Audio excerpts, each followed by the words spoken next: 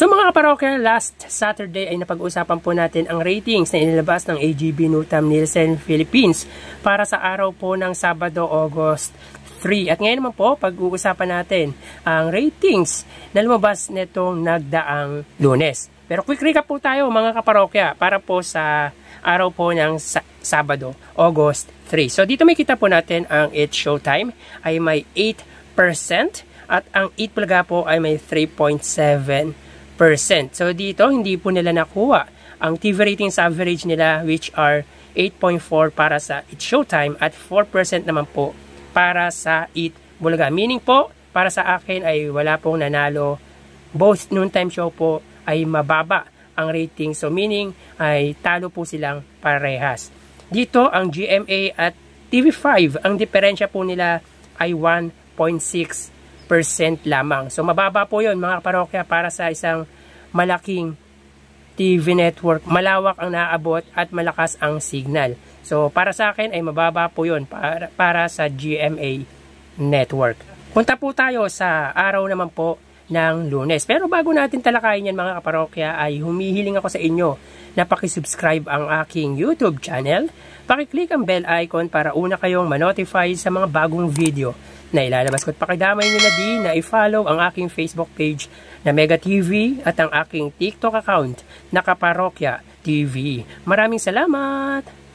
So mga kaparokya, ito po ang inilabas ng AGB Nutam Nielsen Philippines nitong nagdaang Lunes, August 5. So dito makita po natin ang It's Showtime ay may 8%. So consistent po or yun pa rin po ang nakuha nila 8% mula sa araw ng Sabado. Ang Eat Bulaga naman po ay 3.5%. So nabawasan po ng 0.2% ang Eat Bulaga buhat noong araw ng Sabado, August 3. So dito, hindi pa rin po nila nakuha ang TV ratings average nila na 8.4 at 4%. Kaya masasabi po natin na wala pong nanalo or wala pong umangat para sa TV ratings nitong nagdaang Lunes. So dito may kita po natin ang GMA ay may 5.8%. Hindi po na-meet ng GMA ang ratings average po nila na 6%. Ang GTV ay may 0.8%. So again, hindi po nila na-meet ang 1% TV ratings average. Ang A to Z ay 1%. Ang Kapamilya Channel ay 0.4% at ang All TV ay 0.1%. So dito ang GMA at GTV lamang ang hindi nakakuha ng TV ratings average nila which are ang 6% para sa GMA at 1% sa GTV. Pagdating naman po sa Eat Bulaga, may kita po natin ang TV5 ay may 3.3% at ang RPTV ay may 0.2%. Meaning ay hindi po na-meet ng dalawang TV station ng Eat Bulaga ang TV ratings nila which are 3.5 para sa TV5 at 0.3 para sa RPTV. At titingnan po natin ang diferensya ng dalawang main TV network ng noontime show. Ang GMA ay siyang angat sa TV5 ng 2.5%. Tumaas po siya mga kaparokya buhat noong nagdaang Sabado, August 3 ng 0.9%. From 1.6% ay tumaas po ng 2.5% ang iniangat ng It's Showtime ng GMA sa TV5. Well, magkaganon man mga parokya, alam naman po natin kung ano yung mga advantage ng It's Showtime sa katapat na noontime show na Eat Bulaga. Lagi ko pong sinasabi, unang-una ang dami ng TV stations, ang lawak at ang lakas po ng signal courtesy of GMA. Ang combination po ng solid viewers ng ABS-CBN at ng GMA and of course yung mga guest na napapaunlakan ng It's Showtime. Unlike sa Eat Bulaga ay limitado lang po ang mga artistang na i-guest nila dahil alam naman po natin karamihan ng artista either nasa GMA at ABS-CBN. At magkaganon man mga parokya, isa lang naman ang hangarin ng dalawang noontime show dito sa bansa ang makapagpasaya, magbigay ng good entertainment sa kanilang manonood, sa kanilang followers, supporters, viewers at tumulong hindi lang sa pamamagitan ng pagbibigay ng malaking pera kundi yung mga matututunan nila na inahandog ng dalawang noontime show. So tara ating alamin ang online viewership ng dalawang bigating noontime show. Para sa Eat Bulaga under TVJ Facebook page na may 2.5 million followers at sa It's Showtime naman na may 18 million followers. So as of 12:43 PM ay kita po natin dito na ang It's Showtime po ay may kasalukuyang segment na showing bulilit. Samantalang ang Eat Bulaga naman po ay sugod bahay mga kapatid. So dito may kita po natin ang It's Showtime ay may 14.9 thousand viewers at ang Eat Bulaga naman po ay may 4.7 thousand viewers. So again, as of 12:43 PM, ang It's Showtime ay may 15.1 thousand viewers. Ang Eat Bulaga naman po ay may 4.7 thousand live viewers. So mapunta naman po tayo sa TV Network YouTube channel. Para po sa It's Showtime, under po yan sa GMA Network YouTube channel na may 36.1 million subscribers.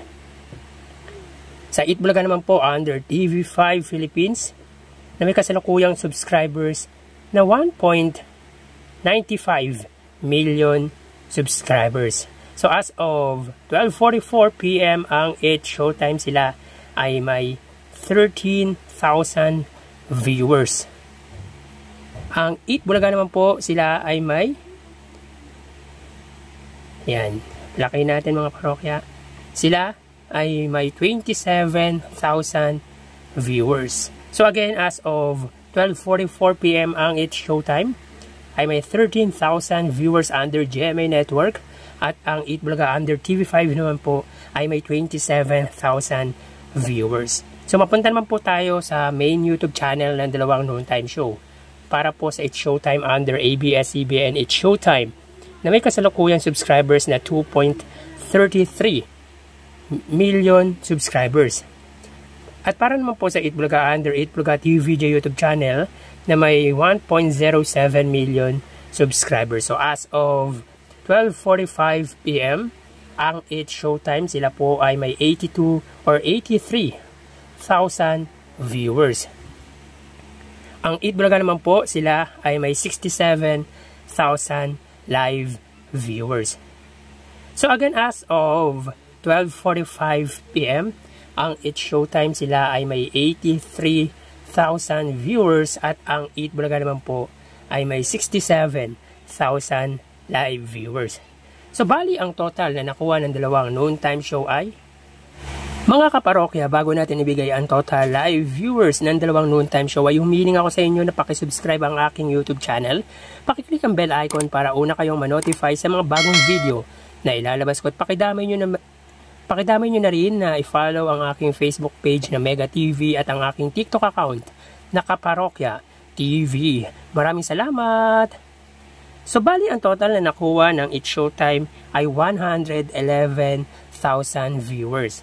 15,000 para sa kanilang Facebook Live, 13,000 para naman po sa kanilang TV Network YouTube channel, at 83,000 para naman po sa kanilang main YouTube channel. Ang Eat Bulaga naman po ay nakakuha ng total na 98,000 viewers.